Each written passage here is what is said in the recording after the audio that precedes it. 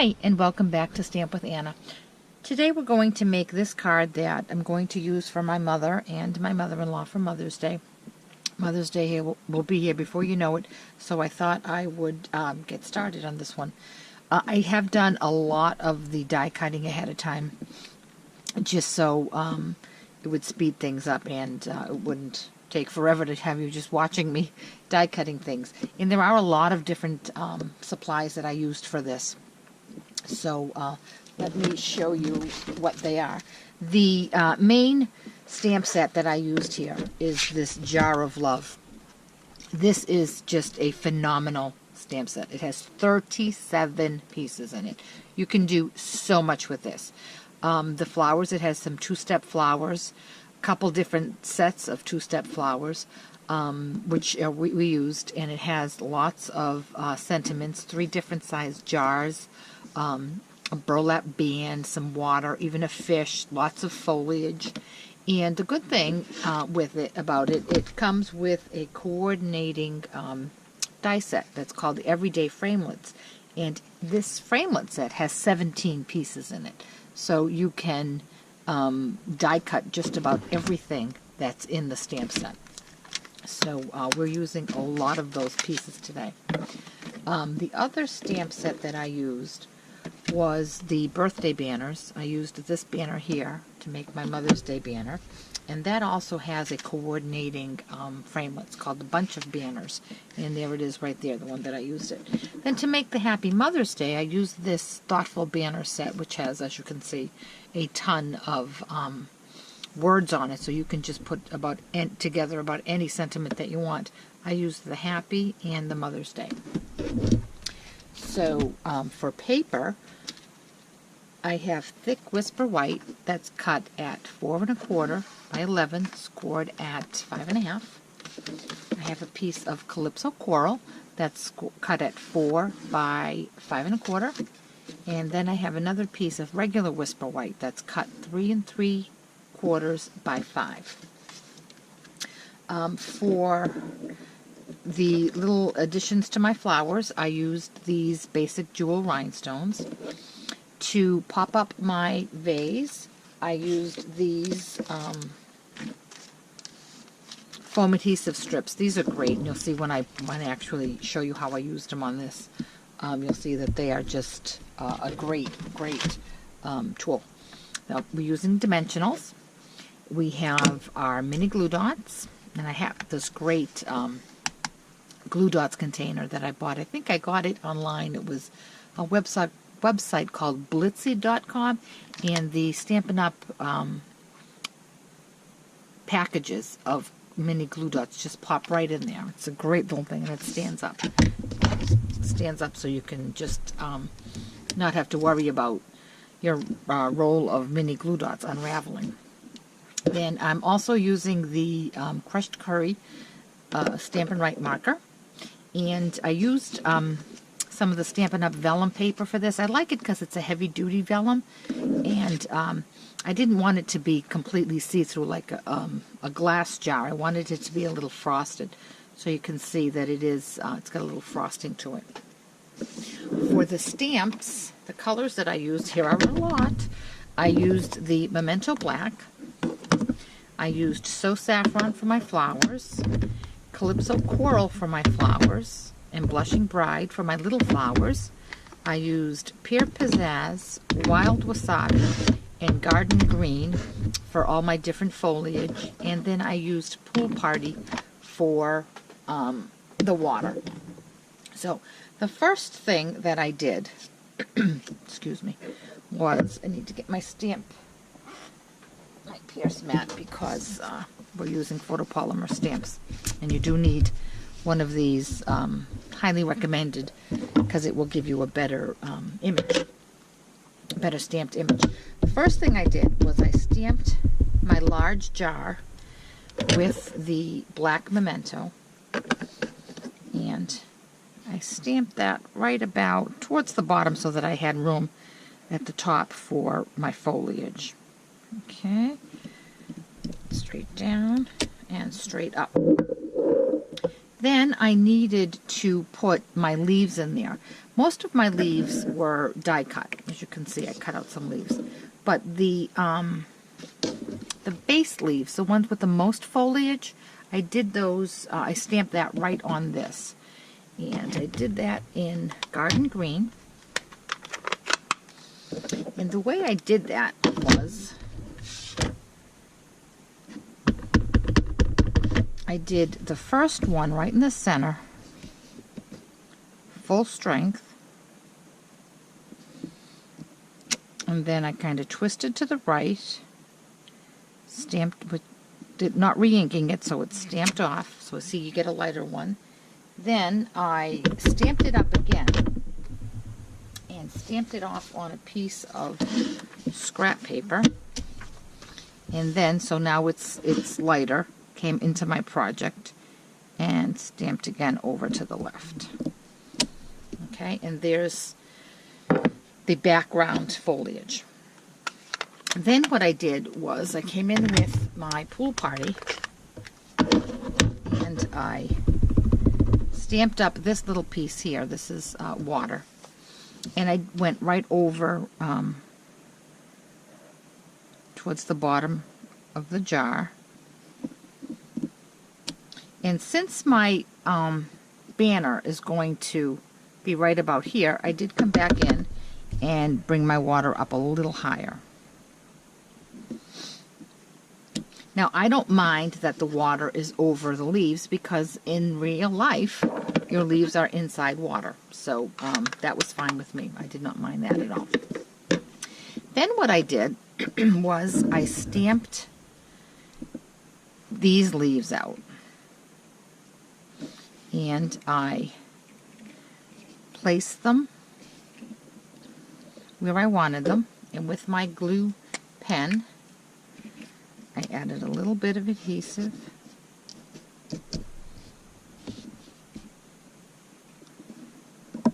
And press that down. Oh, press that down.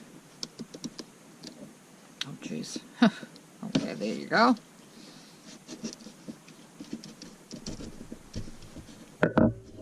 And this one towards this side.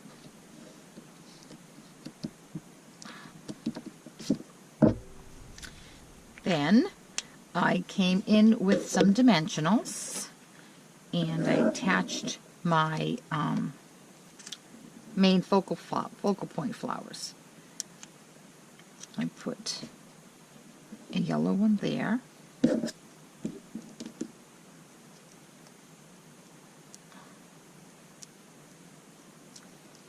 Another yellow one right here.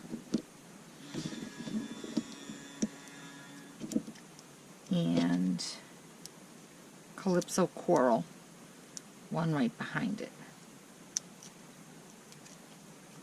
And just tuck that in.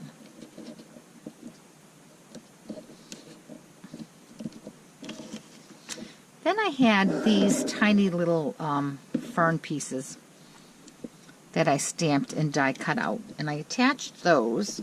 What I did was on the strip of dimensionals, when you finish using the dimensionals on the inside, never throw it away because you can use these, and they're perfect for something that's a little narrower like this. And you just take one and it fits perfectly in there because a regular dimensional would be a little too thick, a little too wide, I should say. I cut this one a bit too wide. Then I'm going to attach this other one on the other side, the same. Now I know when I decorate I usually do things in odd numbers, in sets of 3 or 5 instead of 2, but for this bouquet I thought that I just liked the 2 of those ferns. Then I cut out and stamped and cut out 5 of these little tiny flowers, and those I attached with glue dots.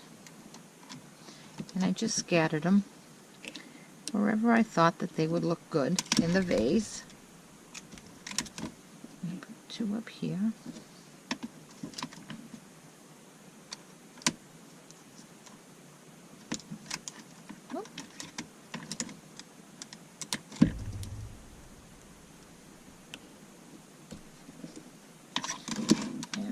2 on this side. And for these flowers, I did use an odd number.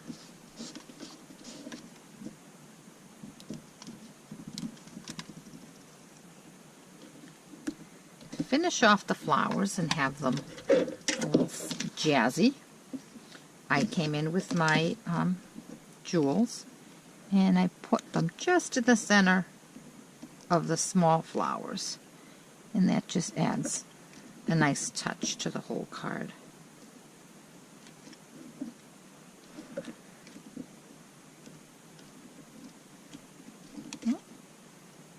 Oh geez, come on.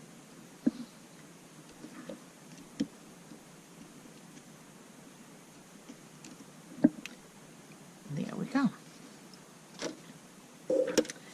So now I have my vases all done, and I did decide I wanted a bee. I do have a bee from another set, but I wanted to use mostly this set. So I think this is a firefly, but he's going to be a bee for me. So I just stamped him the memento up in that corner, and then I came in with my crushed curry magic marker, Stampin' Right marker, and just filled in his body. So now the vase is all put together. So now we have to put the front of our vase on. So for that, I'm going to use these foam strips. And these are just so cool. So this is the front, so I'm going to start at the back. And I just want to do around here. And this bends and folds. You want to try to get it on top of your black ink so it doesn't show through too much on the other side.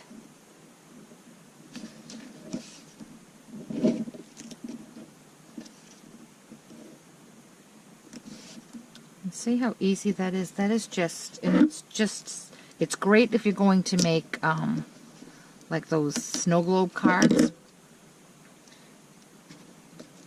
I did that for Christmas last year for a couple of my Christmas cards, and this adhesive was just so made it so easy. And I'm realizing I probably shouldn't have put that down. I need to fit my, oh darn, I need to fit my jar up just a bit. Okay, and there we go.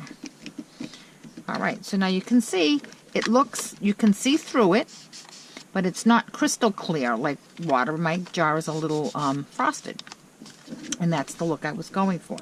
So now I have my bow. Pop this piece out there, and I'm going to attach that with some glue dots. I'm going to put them on the little tails of the bow to keep them nice and secure, as well as right in the knot. And I'm going to tuck it in just a little bit like that. Oh geez, it's stuck to my finger. There we go. Let me just fix this one here. Okay. Now the last thing I need to attach is my Mother's Day sentiment. Now before I do that though, I'm going to attach this to my Calypso Coral because I want to make sure that I position that correctly. So with a little bit of snail,